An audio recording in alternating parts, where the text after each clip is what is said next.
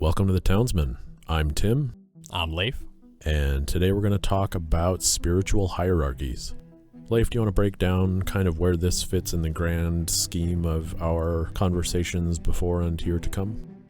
So the part of this that kind of classifies within information theory in spiritual hierarchy is just basically putting labels on things and trying to categorize elements of our information theory and tie in as much correspondence as possible to make sure it is fluent and kind of makes sense and has a firm foundation in which it can carry on from. Okay, cool. So to shorten that, maybe this is part of a kind of a framework, I guess you could say, that Leif and I have been cooking up for about a year.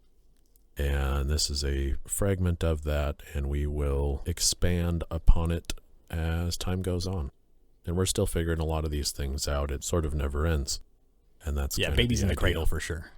Yeah, absolutely.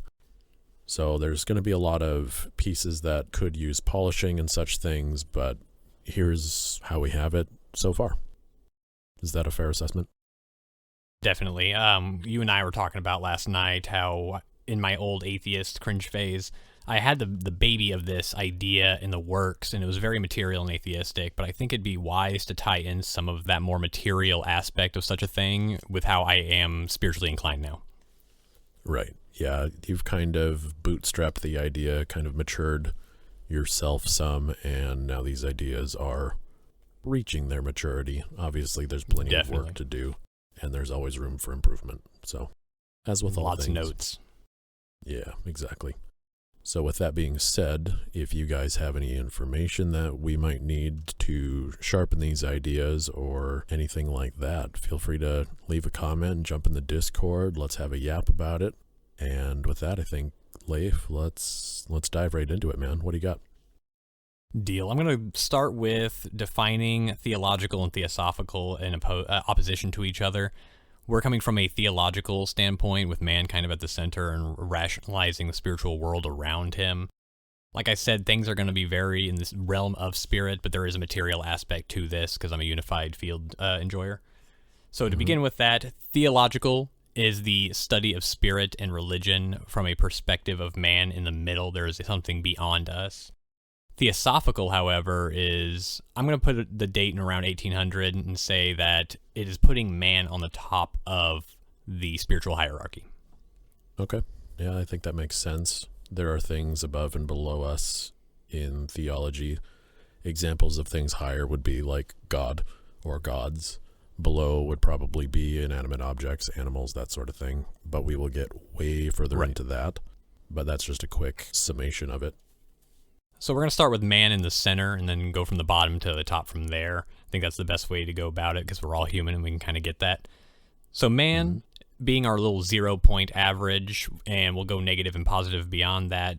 From a bottom perspective, I have not coined the term, but I've adopted the term servitor. A servitor is essentially a tool. It is amalgam of information placed upon a material item to serve a purpose, a function. In more occultic circles, you're basically generating a spirit to do a specific thing. Like, I'll give a crude example. We're going to name a servitor Swole Man, and he's going to get stronger every time we work out, and every time we don't, he's going to knock a glass off the shelf kind of thing. I don't really subscribe to that, but it is a fun little thing to adopt from them and use them to my own gains. Swole Man, could you explain that?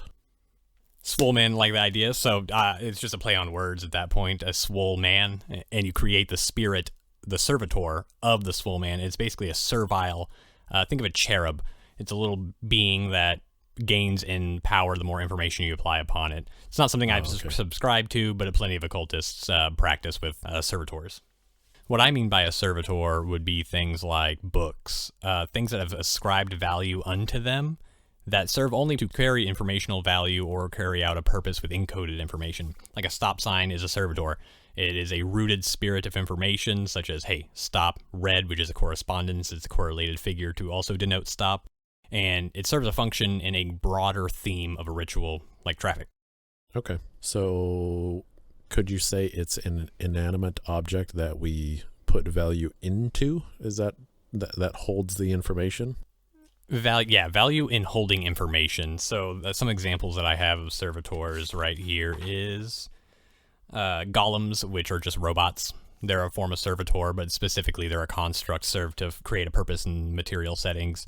Books, memes, ironically enough, are a type of servitor. They can have a ton of encoded information onto them, such as imagery, words, reference points for other memes in the past, and amalgams and that such. But they're quite effective in communicating complex levels of information. Okay. So if I've got it right, these are the lowest on the totem pole, you might say, of the spiritual hierarchy, correct? Or is this still in the middle? It's below, it's close to the bottom. I'm trying to debate whether parts are technically at the bottom, because parts of a servitor, like just the sign itself, does denote information, but it's very, very minute. Like the shape of a sign, like an octagon. We may think of the stop sign in that sense because that is a part of the whole of that servitor. But from there, I would then put servitor above it. So maybe I should say parts are at the very bottom. Okay. Yeah, I'm in agreement with that. What next? So next up, we're going to start going kind of above. Ironically, I left animals out because I didn't even think of that. And I'll probably have to think of that over before I debate it, so I'll leave it out here and just have this as a note for my future self. Next up is going to be archetypal manifestations. So that's a kind of a word salad, to be honest with you. So an archetype is kind of the Jungian reference to classes in a video game is the best way I can describe it, where you fulfill the aspects of a fanciful view of a character. Like the fatherly archetype would be, you're paternal, you care for your children, you provide, stuff like that. Archetypal mother is nurturing, whatnot. And what's unique about some archetypal manifestations, they can either be commonplace, which I've put as like a 0 point kind of equal of man, where that's kind of the things we fulfill. We have identities rooted in those types of things. And then there's obviously negative archetypes where, someone is denoted as a demon. They've kind of fallen into their more bestial natures and can't succumb to discipline within themselves. Positive archetypal manifestation are like Buddha, Christ, stuff like that, where they've really kind of elevated themselves and embodied something that's beyond themselves and have become an archetype for a divine thing. Okay, an example of that, would you use the Christos? The Christos is a spirit. It's more of there's the new agey term Christ consciousness, which I can kind of understand what they're trying to say and understand, trying to get the essence of Christ. Christ in of himself is an archetypal manifestation, for he made the impersonal personal and set above all of his peers in a very fond way. The Christos, yeah, I guess you could say that is the spirit of the archetype, and it may be obtained through the invocative process. Okay. What next then? Archons are next. So Archons, I've definitely stole this from Gnosticism, just yoinked it from them. An Archon is the best way I can describe it is a tool that has left its position of servitude and has entered a position of master. The best example I can give unto you would be the economy. The economy was just a tool, started off as bartering. Obviously, we used currency in order to kind of denote order within our societies when it came to the goods and services that we coveted. Now, definitely is a ruling factor within our lives. I mean, we could look at modern America, and everybody talks about the economy doing negatively. It affects everyone and impacts everyone. It is a kind of a bad master. It is a facsimile of a god. That's kind of what an Archon is. It's a sub-god that desires power and control. But I wouldn't personify economy in that way, because I don't think it is. It is of human, but it isn't human. It's purely informational, but it has tons of effigies all throughout the world, and it has tons of cause and effect, which fit within the reciprocative law within information theory that we're doling out. Okay. Yeah, would another example be what we project AI to turn into? It's that thing that to us right now is subservient to us, and it is a tool, but it very well could gain the capacity, or at least this is the fear in a lot of people, that it could gain the capacity to overrun us or master us to some degree. Is that a fair assessment? Oh, for sure. I think a lot of people, I don't want to say a lot of people because I don't know, but I'm sure there is a good number of people that would want AI as an Archon, kind of a self-imposed god, a tool made manifest unto a master. And I can see the motivation in such a thing, because you'd think it'd be perfect, but there's obviously a lot of risk and a lot of blind spots in such a thing, and I think it's unwise to have a tool become the master. Well, yeah, for sure, because it entirely depends on who designed the tool. For sure. We are flawed things. For sure, yeah, absolutely. And I don't know if I trust anyone in technology right now to design an AI that I would want to serve ever. Correct. It's a human creation, and I don't want to do that. It's unfeeling, it's all of those things. Right. But Archons are difficult things, and you have to be conscious of them so you know that. I'll put it this way. I sort of think of Archons like this. I've always had a saying that everyone serves God. Everyone serves a God. Some people serve money. Some people serve, a more classical definition of God or something like that. There is that highest thing on the hierarchy for everyone.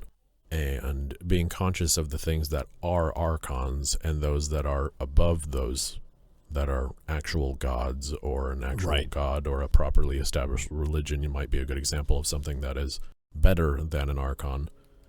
But I think a lot of the things we realize are issues now is people, I guess you might say, bowing to the Archons that we have. And the economy would be a pretty huge one. Absolutely. For money is not in itself evil, but the love of money is, which you're serving an Archon that is unfeeling, really. A lot of these things are entirely unfeeling. And I'll kind of preface this next step into the process by saying I don't personify anything. When I talk of gods, when I talk of spirits and stuff, it's purely informational, not to really denote their power within things, like a negative spirit of addiction. I do believe can be a very powerful thing. It's hard to get rid of. But if you start thinking of all these things as pervasive copulatory information, it kind of starts to make sense how a lot of these ideas proliferate. The effigies that they take root in. Obviously, drugs is an easy effigy to spot very quickly. And then from there, I'm going to go to gods, deities, pagan deities, and the divine deities, and I do make a distinction there.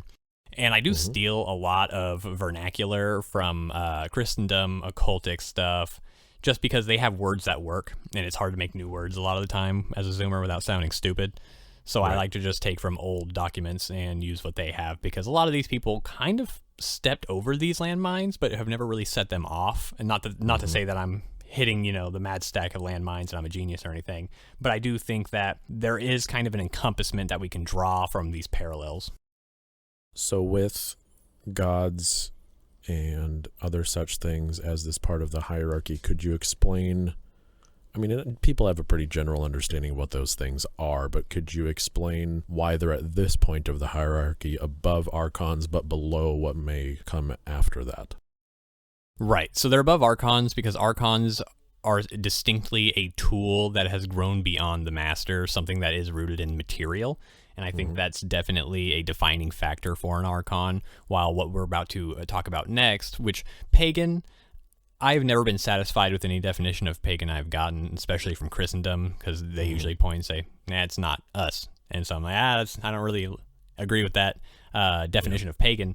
So pagan for me is anything that worships a god rooted in reality that is beyond man still. I think the sun god is a great example. You've taken a physical effigy, have personified it, because I believe personification is a very important part of the formula on how deities manifest with human nature and the human phenomenon.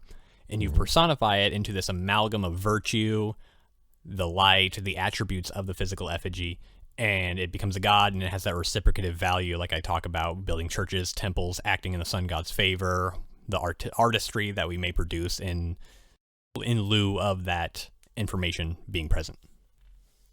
Okay. Yeah, I'm on board with that.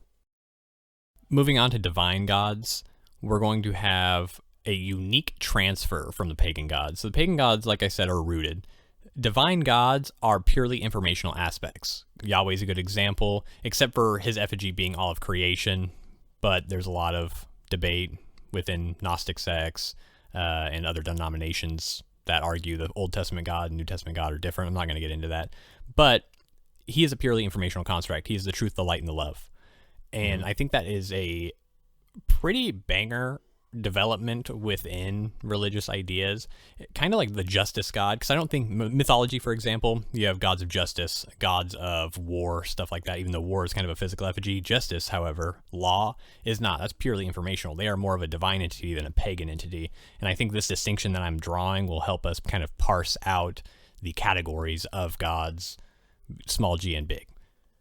Yeah, I'd agree. There has to be those things that, similar to archetypes, you have to distill out the better of things that people have done or that are true in the world and collect those things together and push that beyond man enough to necessarily subordinate everything else in the hierarchy underneath it.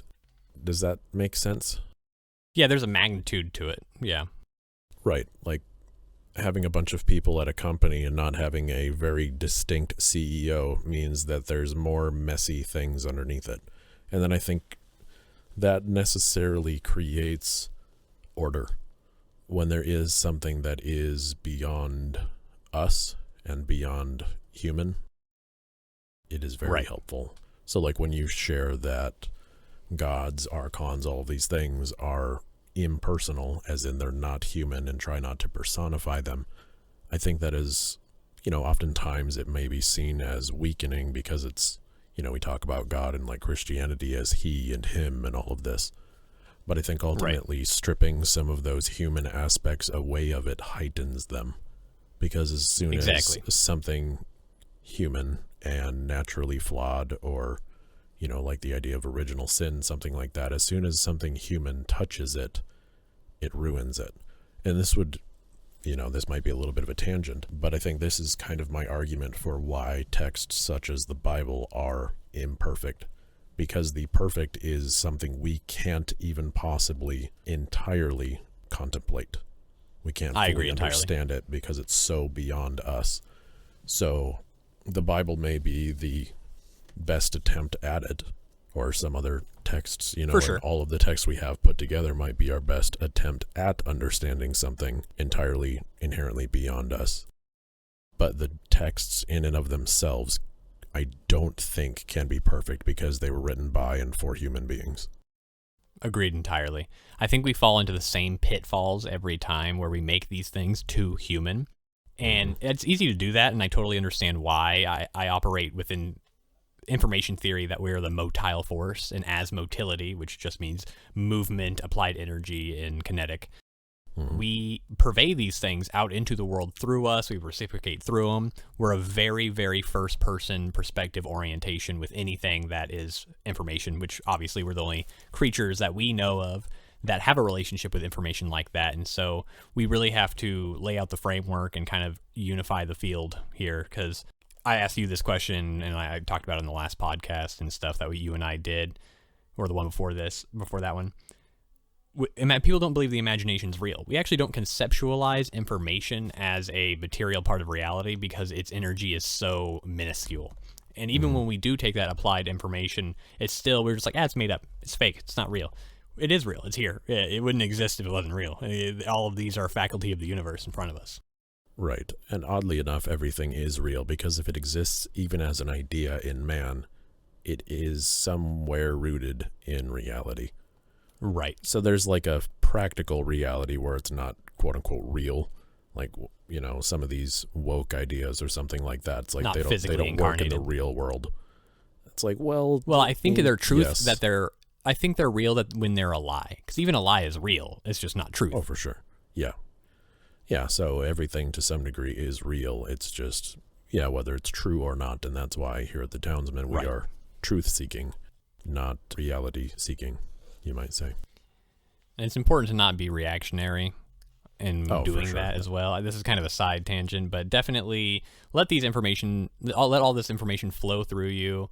Take in sources from every angle and see how things overlap and interact. Don't sit in an echo chamber. I think some of the best Christians I've ever met are well read in many other things, and they still stay stalwart in their faith, and I can respect that greatly. And there's a lot of other people from other religions that take in as much as they can from every avenue and just grow themselves as a person and have a fuller and better understanding of the environment around them. Right, because I think if you're able to view truth as the highest to some degree, you don't run the risk, and I think a lot of Christians and other religious people, well, like classically religious people, run the risk of deifying human creation. So, For sure. like the Idols. Bible, yeah, exactly. It probably is entirely heretical to say that the Bible being held to such the degree that it is as God's word, like as God's literal word, like Right. He spoke into the air and it got inked on paper. I'm not trying to straw man that. That's just shortening up my sense of it. It just runs the risk of deifying things that shouldn't be. It's like the Right. Bible is not God. It has some information about it. I would argue that it is maybe a compass and maybe even a map, but the map is not the territory. It's not Exactly. the thing. It is a reflection of it, maybe through That's a some good way of maybe putting it. foggy mirrors. But that is the best thing I can attest the Bible to, because I think if your understanding of God is only through the Bible or only through some other religious text, it's limited to human understanding. And I think it's very good to have an understanding of those texts and to glean from them the best they have to offer. But to say that either, any of those texts or even religions as a whole have all of it, they don't. They have a ton. They have Right. a lot of it, and they have a lot of it right. But there's some of it that's just, it's too low. We've brought our gods down so far, similar to like the Romans did or something like that. We've brought our gods down so low that it becomes easier in a way to project our shittiest parts onto them, where we start to find our own imperfections in our gods, because like they are perfect. They have to be. They are infinite. They are Right. all of the things that we usually associate with God. They have to be that. And as soon as we bring them down to human level, I think it just weakens them. And I'll probably catch some fire from that for saying that. And well, Christ is Lord and Christ was fully human and fully God. It's like, yeah, we can get into the weeds on what I think that actually means. But, I can't say for historically speaking where God was at, whether that was a he or everyone understood it, like Elohim. Then we've had that yap many a times. Right. And I care not for fantasy or mythology. And I think Christians specifically have a hard time separating themselves from mythology a lot of the time. I don't need Christ to be the literal Son of God and to be handcrafted in the moment in order for his teachings to have value. I think his teachings stand completely alone. Like if you were just to hand out all of his teachings, even some of the teachings of Moses, which I know he's not, the Son of God or anything, but they stand alone. They do just fine. They carry the water without having to add the mythological aspect of being literally the Son of God. Yeah, because you get down to the subatomic level of the truths within it that are distracted. And that's actually why I love mythology and things like that, is it does offer a narrative structure so these things are more easily graspable to more people. It's easy to think of what a good man is or what a good woman is when you see them in story. It's a little harder to articulate that out into the abstract. And you keep doing those abstractions and pushing, this is how I view it, is pushing that understanding of God and those truths as high as you possibly can, to the point where they're so above humanity that they must not be human. Does that make sense? Right. Oh, totally. I think it goes hand in hand with our issue of personification, is the fanciful hyperbole that we apply to things. And if you can sort through the over-personified aspects, and you can sort through the desire for magic and kind of the superficial Disney stance, I think that we can start to really reorientate ourselves in our relationship with the spiritual world and our gods. Yeah, would it be fair to say that we have taken things like the Bible, and they were servitors once upon a time, they are inanimate objects that we have projected information and meaning into, and we've brought that even further up to something like an Archon. It's like those. Oh, I agree The Bible wholeheartedly. isn't God. It is a book. It is a tool. It's still a tool, but humans are the ones that give it that power. Right. We've subordinated ourselves unto a tool. Right. Now, I'm not saying humans give the information and the truths within the Bible the power. I think that is inherent to some degree. That is the point of them being true, is that those truths are eternal. But the fact that we take the collection of the stories of the Bible in whatever version people are most comfortable with and deify that to some degree, or some weird intermix between deity and information and inanimate. So yeah, Archon seems to be, at least from our structure of spiritual hierarchies here, that seems to be where it lies currently. And I'm willing to be argued that point. I don't hold that particularly strongly. I just came up with it. But that seems to me where we have found ourselves with the Bible. And for better or for worse. People will disagree with me on that, and there's definitely worse Archons. Right. I pose the hypothetical to Christians that if none of the fantasy and none of the mythology were somehow we magically were an oracle and we could see that none of it was true, would that dampen your belief in God? Or would you still stand by the values, the teachings, and the information and say, my relationship with God is not necessarily affected by his ability to create the entire material reality and great floods and speak to people and shape the world history and stuff in the Middle East? I definitely don't think we need the fantasy at this point. I think that we have enough intellectualism, enough readers where we could easily, and don't even get started on the afterlife, that might be a whole other episode, but I think we don't need these things in order to root ourselves in a spiritual hierarchy beneath God. Right, because I think at this level you start to go from believing in God, which isn't necessarily a bad thing. It's definitely better than believing in the millions of other shitty things that are out there. And I don't mean other shitty things to saying, an average Christian believing in God is a shitty thing. I don't think it is. But it changes from a belief to what I would argue is a knowing. Like it just as much as you know gravity. It is a fact of existence. It is a fact of reality. It is And that is my goal here.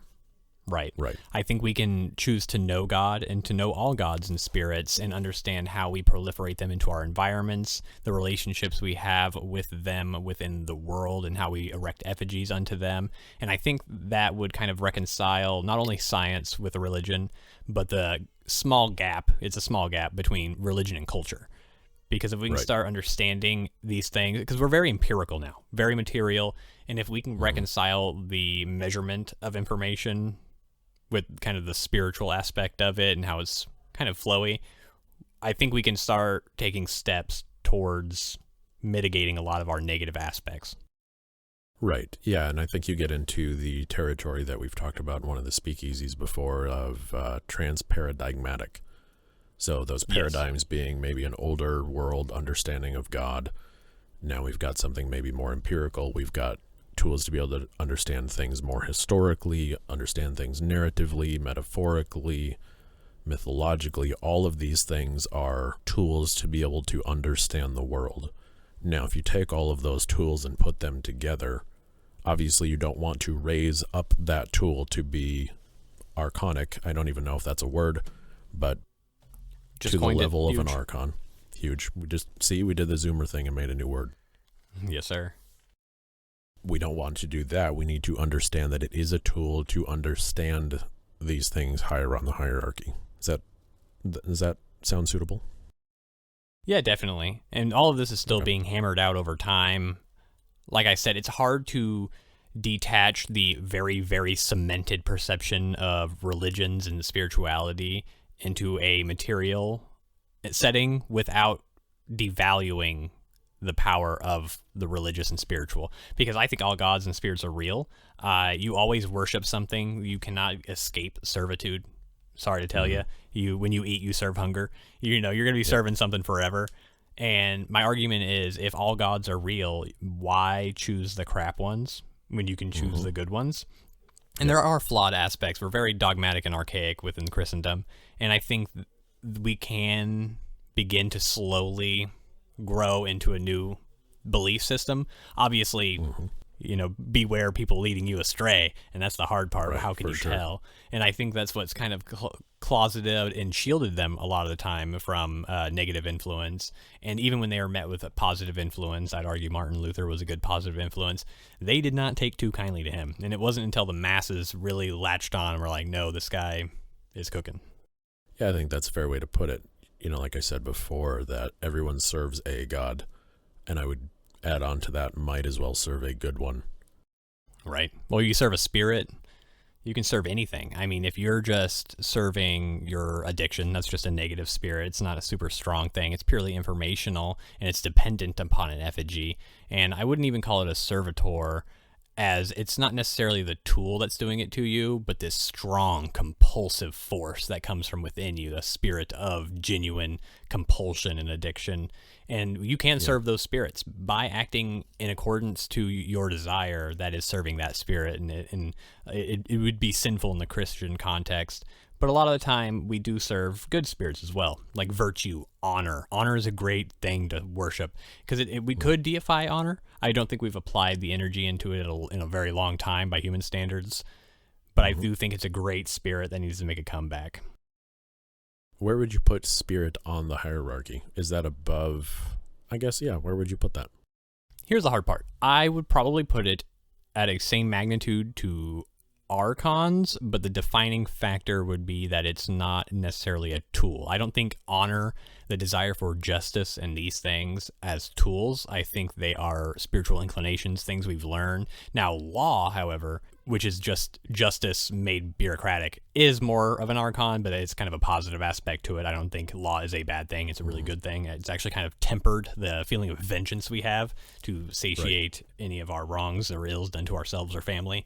But yeah, I'd probably put it with Archons, to be honest. I think they're really powerful motivating forces. You can really invoke that feeling, but it's not personified. And I think that's a really important aspect to take into account, that we don't personify honor, because it's a singular concept. It's very easy to not have to amalgamate other things in order to make it personal. Right. Yeah. Okay, that makes sense. Are there any other levels on the hierarchy that we haven't touched yet, or have we surmised it well, to your estimation? Well, there is one more. This one's kind of the hard one to encompass, and probably the part where you and I, and hopefully anybody else with wisdom, are going to have to beat this part to its theoretical death, and hopefully it resurrects. Okay. We have Elohim and the Materium. These things are macrocosm and the microcosm, where they are seemingly opposite, but they are very intertwined and seemingly have a strong magnitude in of themselves. And when I say microcosm, I think information is just the basis, the smallest form of energy right above pure energy in of itself, because everything is kind of inscribed with information. In quantum physics, we can get into that someday. And then the material is very dumb. It's sticky, it's mud, everything just follows the laws around it, obeys the archons of gravity, the laws of physics, stuff like that. And we find ourselves as humans in a weird focal point where we can tap into the greater information field with our feeble monkey brains and apply it unto the material world and kind of subordinate the material world. So we're in a weird position. Ultimately, I don't think we'll master either at the end of the day. But Elohim, like we've discussed at one point, is the forest of the spirit. We're somewhere in the middle. We cannot see the forest for the trees. It's probably dang near infinite. And we have all of these gods as trees, right? We can all agree that in like America and Western society, we have Yahweh as a massive like golden oak. Many people are very intimate with the branches. There's all kinds of branches denoting denominations. I know I've kind of had this, but I think it's an important subtext for going on forward. And then you have dead gods, which are gods that have returned to the chaos state of information that we just do not perceive or understand or even know anymore. And some are just withered and old. And so when you have this huge encompassment of all information, and that's kind of the hinging point of the theory, is that information is actually a faculty of the universe, and it's either ordered or not ordered. And so that is probably one of the biggest parts of the hierarchy right there. I'd put that parallel with the material, because the material is obviously where everything is, and it probably also helps solidify, root, and formulate information in of itself as well. By being, rocks exist, so they've rooted themselves in their information in reality. And that's kind of where the misconception of the double slit experiment comes in. A lot of people misunderstand that experiment and saying that, oh, our observation begets reality. For material reality, no, not at all. But for information, yes. Observing it, putting a name to it and a word to it and acting upon it and encoding it and decoding it through conversation and written literature and stuff, yes, you are then observing that. I don't want to use the word matter because I don't think it is. I think it's energy, but it's probably well beyond our scientific prowess for now. But yeah, you do order it when it is observed. Yeah, that makes sense. I picture that as, think of like a screen with white noise on it of just little individual pixels kind of floating around on a screen somewhere. That is kind of the chaos state of information. And we've talked about chaos in previous episodes. And then when those things start to come together as words or shapes or symbols or something that we can actually recognize, that is those particles, you might say, coming out of chaos and into order. And like you said with dead gods or something like that, those can eventually disseminate, those little symbols or whatever can disseminate back into chaos. And ultimately those specks, those pixels, you might say, are kind of that eternal information, that eternal energy. Like the law says that energy cannot be created nor destroyed. Exactly, so and that's my argument with information. Always just kind of folds in on itself and expands and all of these things, and it just keeps It changes states, but it is never destroyed or created. Right, exactly. So it will look orderly or disorderly or in chaos forever, and it will constantly do that. Things will become created. We are the motile force that often creates those things, and entropy kind of disseminates them back into the ether, you might say, ready again to be brought into order should energy be applied. And it's a hard thing to empirically measure because you can tell me like really cool star facts. You've purveyed this information. I've observed that you've measured this information, and I can measure your words, how long it took for you to say, measure the waveforms of your voice and stuff. But how does that truly measure the information except for encoding it somewhere else or in my own brain? That's the hard part about measuring information, and that's why I think it is incredibly low energy. And I'm not a nuclear physicist by any sort of capacity or degree. I'm not a quantum physicist, pardon. But I do think that if it is within reality and it can be observed, then by nature it should be able to be measured, and there has to be a substance behind it. So would a decent way to summarize this highest of the hierarchies be just calling it reality as a whole? Yeah, the encompassment, like the greater structure, it is the whole of all parts. Okay. Yeah, that makes sense to me. All right, folks. Well, this is something that's kind of hard to tackle. Even for us, it's taken a lot of conversations to get even this mess of things figured out to the level that it is. And obviously there's room for growth and articulation. But whatever information you guys might have, thoughts on it, disagreements about it, agreements about it, jump on in the conversation. We've got Speakeasy Saturdays every Saturday night at 8 p.m. Central. Leif and I are just about always there. And yes, sir. We'd love to hear what you have to say. Jump in the comments. Tell us what you thought. Tell us what you're thinking. If you disagree, I want to hear it. If you agree, I guess I'll hear it, but I don't need a ego boost, which I wouldn't get anyways. I do. Tell me. No, I'm kidding. But that's what we got for today. Thanks for jumping in on the Townsmen. Leif, anything else? Nope. I appreciate all of you listening. And if anybody has the mind for this, or I've piqued your curiosity in any sort of way, please leave a comment. Try to get on that speakeasy. I'm definitely always looking for more processing power. Yeah, absolutely. All right. So right at the end of these episodes, we're going to try something new here and just pose a question to you guys. If you've got answers for it, whatever, great. Jump on in the comments or the Discord like we've talked about, or just talk about these things with your friends. It doesn't have to be through us. Go out, interact with your friends, interact with your family, your wife, your whomever, and just start the conversation. That's what we're here for. So Leif's got a question for you guys, and ponder it. You'll be at work, be doing whatever it is you're doing.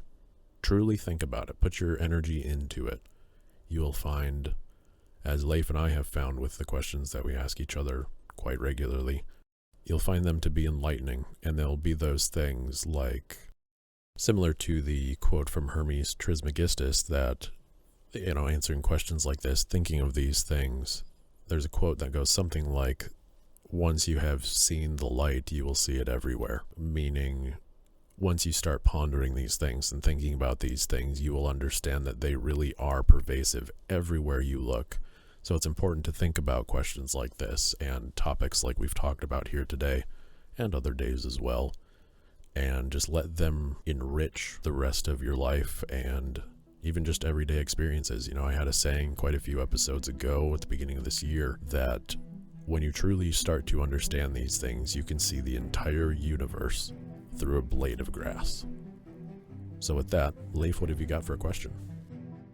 My question unto you is, in your daily life, what are the things that you serve? And you can take into context the video we just had and kind of the reframing of things. Take a little step back, observe your actions, and ask yourself, what do I serve in my daily life? Not in the grand scheme of things, but every day. Yeah. Is it pleasure? Is it this? Is it that? What gods do you kneel to?